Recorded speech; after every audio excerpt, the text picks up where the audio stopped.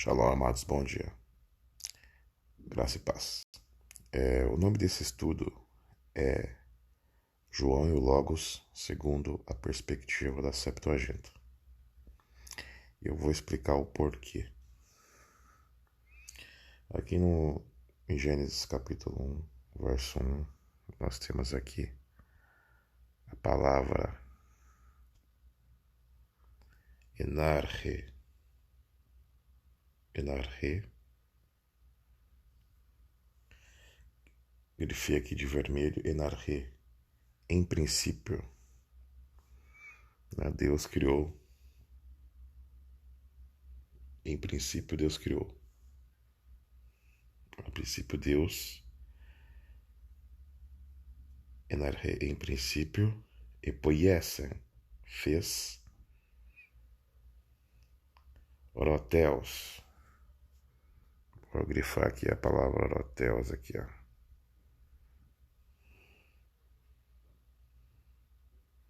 Oroteus.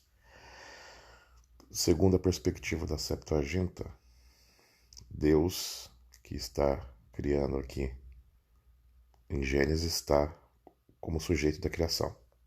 Aqui Deus ele é mostrado como sujeito da criação. Isso é muito interessante nós observarmos.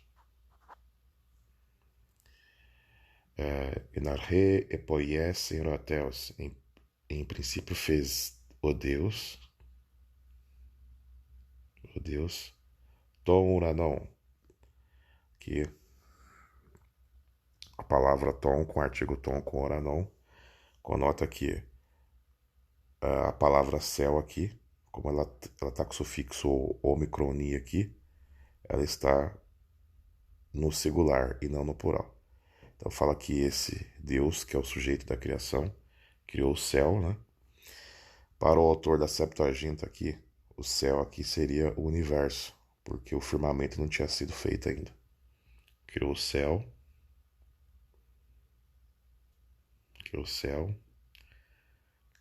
Kaidegen e a terra. Isso é muito interessante. Kaidegen e a terra. Vamos agora para o verso 2. Verso 2. Edegen. Temos aqui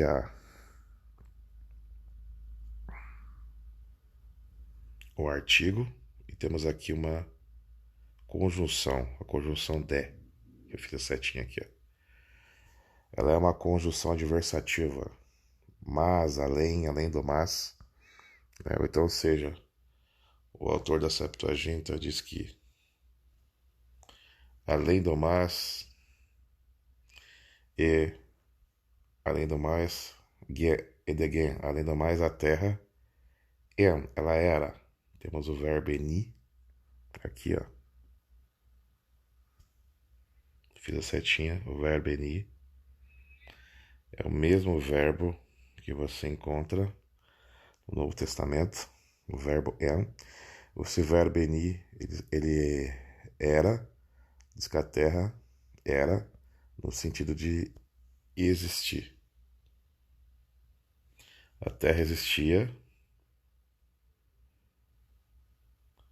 Auratos. Eu vou riscar também aqui auratos. Essa palavra aqui, auratos. Auratos, que está com o prefixo alfa. Essa palavra auratos vem de horatos. Horatos significa visível, algo que você contempla e entende o que é, né? Algo que você contempla. Auratos aqui diz que a terra ela era incontemplável. Incontemplável no sentido de não ter uma forma alguma. Cientificamente ela poderia estar no estado bruto, ou no estado bruto no sentido de estar inacabada. A pergunta que fica é, por que Deus, né, criaria algo inacabado? Né? Ou seja, é como se a Terra tivesse sido feita, né, apenas como matéria-prima, né? e Deus daria ordem a alguém para esculpi-la, como se Deus daria ordem a alguém a arquitetar, né, e começar a dar forma a uma obra, né? Então isso é algo muito interessante. Auratus. Auratus cai acatascuestos. Acatascuestos. Acatascuestos. Essa palavra acatascuestos aqui, que é uma palavra difícil de pronunciar, significa que a terra estava invisível e no estado bruto, né? Como se fosse uma casa sem azulejo, sem piso, sem janela, sem nada. Ela estava só a matéria-prima. Cai escatos e trevas e panou sobre a face tes abissu, sobre a face do abismo, cai pneuma, tel, e o sopro de Deus, né? E o sopro de Deus, interessante aqui, e o sopro de Deus, e pefereto, pairava, e panou sobre a face, tu, o datos, sobre a face da água, né? Como se tudo estivesse submerso e o Rua, e o pneuma, o Espírito de Deus estivesse pairando aí sobre a face. Eu vou fazer esse esquema até o verso 3 aqui. Verso 3. Caipia, Groteus, e disse Deus como sujeito da criação aqui, que está como sujeito. Geneteto. Aqui é seja, mas seja no sentido de gerar, né? Geneteto, que vem de genea, significa seja de gerar, gerar no sentido da mesma essência, ou seja, Deus deu ordem para que gerasse da mesma essência dele, luz. Kai egeneto,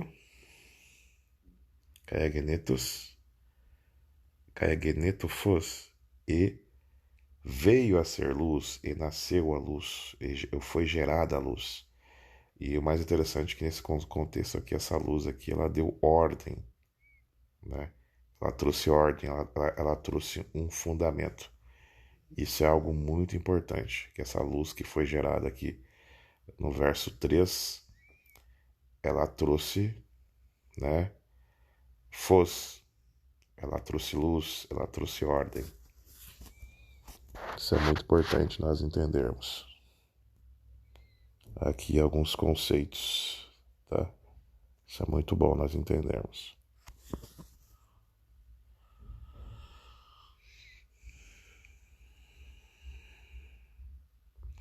Aqui nós estamos no Evangelho de João, verso 1, né? Temos aqui a mesma palavra que lemos lá na Septuaginta, que eu vou riscar embaixo. Enarche, né? Quando o autor da Septuaginta, quando João fala enarche, ele está lembrando do princípio, né? Ele disse que em um princípio, enarche, em um princípio. Aqui nós temos o mesmo verbo eni, que vimos lá na Septuaginta. Vou fazer aqui uma seta aqui, ó. Era no sentido de existir. O verbo eni aqui era no sentido de existir. Logos. Também tem que circular o logos aqui, né? Logos. A palavra logos aqui, ó. ela tem vários significados, né? Os principais significados dela em grego, né? Seria fundamento, sentido, né? Ou então a lógica, né? Então, ou seja, em um princípio, o logos, né? O fundamento, né?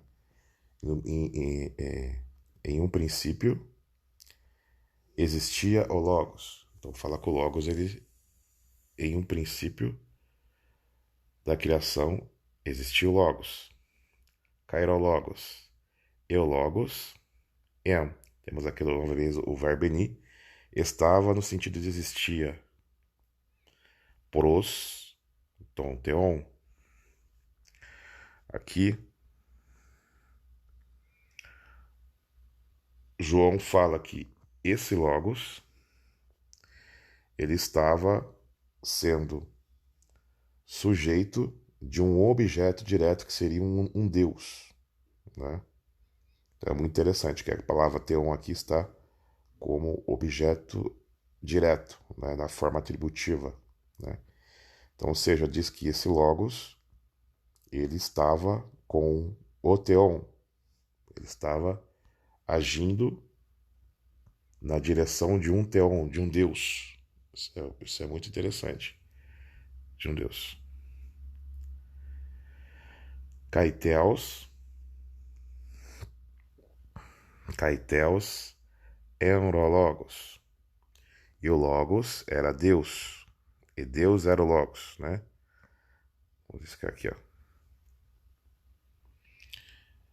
O mais interessante aqui, ó, que quando fala que o Logos, ele era Deus, né? Cita o Logos como Deus na forma de sujeito e não de objeto, né? Ou seja, João diz que esse Logos era o sujeito da criação. Isso é algo muito interessante. Só que esse Logos, ele é qualificado como Theos, como Deus, sujeito da criação, porque ele é qualificado pelo Theon, né? Ou seja, aquele que ele estava junto. Ou seja, o que qualifica o Logos ser um Theos, ser um Deus, é estar junto ao objeto direto, que seria o Theon, né? Seria o Pai, né?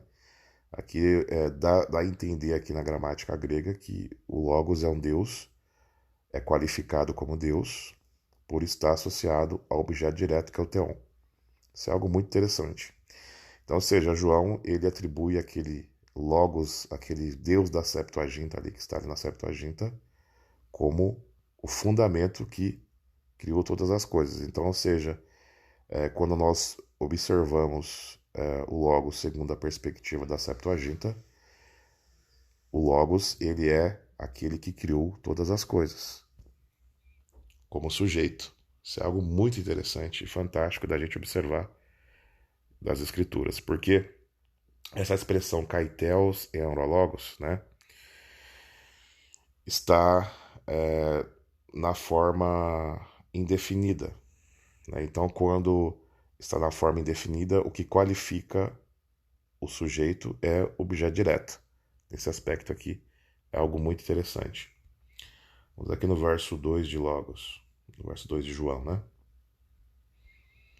Aqui no verso 2 do Evangelho de João, tá, temos o tos, que é um pronome, né? O tos é ele quem? Está se referindo ao Logos, como Deus sujeito, né? Como Deus sujeito.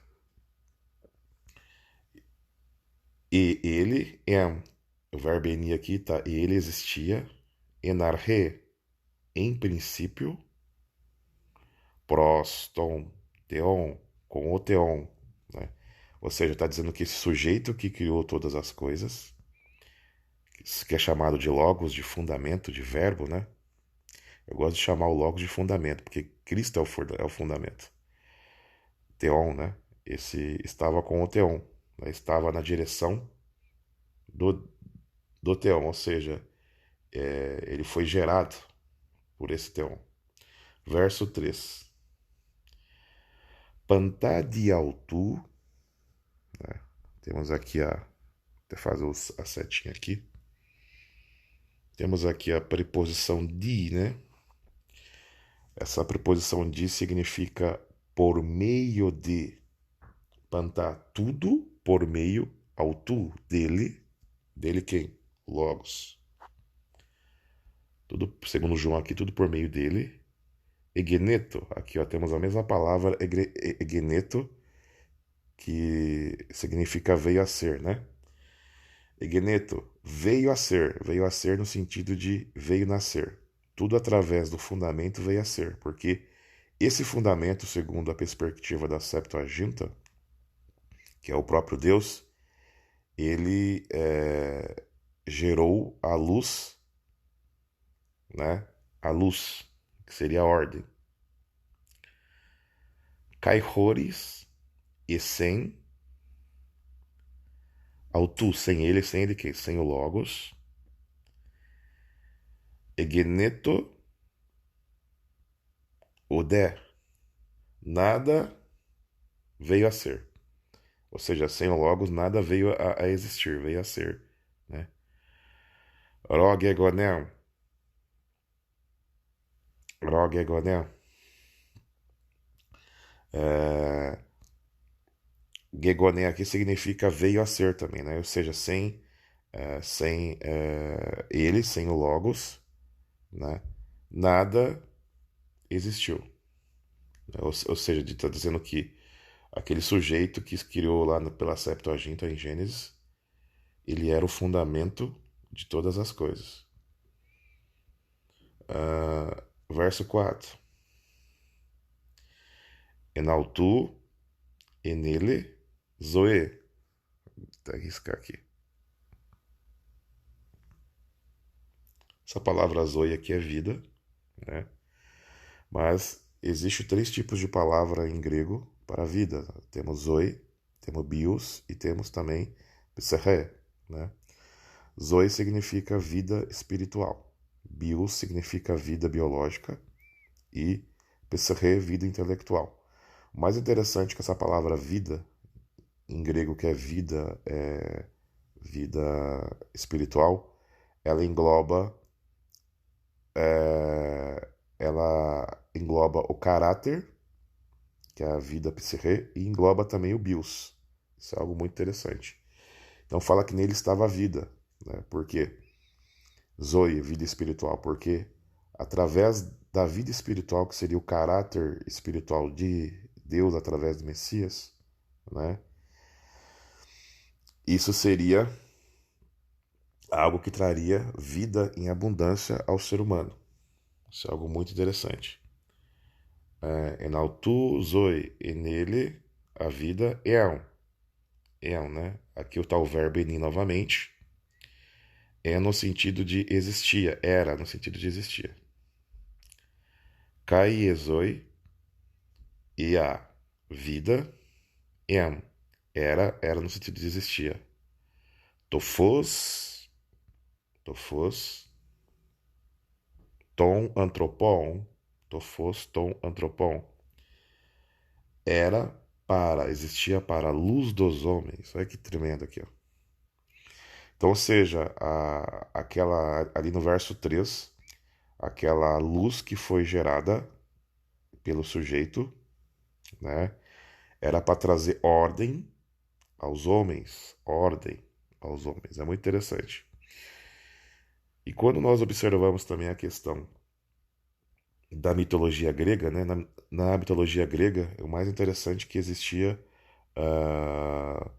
que Fos, né, Fos na mitologia grega, foi o primeiro homem a ser criado por Deus, né? A ser gerado por Deus. E alguns estudiosos creem que aqui João está passando a mensagem bíblica de uma forma que os gregos entendessem, né? Que esse homem-luz, né? Ele seria a força motora da criação. Isso é algo muito interessante. O filósofo Zenão, no século passado, ele cria que o Logos era a força motora que gera o universo. E como João fala que esse Logos seria a luz para os homens, né? É que muitos creem que ele associa essa questão para falar que Jesus, né, ele era o fundamento, né, e esse homem-luz que foi gerado pelo Criador. 5. Kaitofos e a luz en, ente, ente em a escotia, né? Em a trevas, é a luz em trevas. Fanei, resplandeceu. Opa, quando fala que a luz em trevas resplandeceu, é porque ela veio trazer ordem no que estava em desordem. Então, por exemplo, Yeshua, ele é aquele que traz ordem para nós, porque ele muda o nosso caráter e nos traz equilíbrio. Né? Isso é um aspecto muito bom, muito interessante. Caie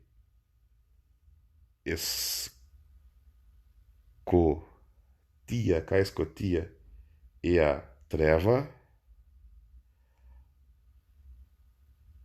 o to nele, o não, cá, lá, bem, né? Ou melhor,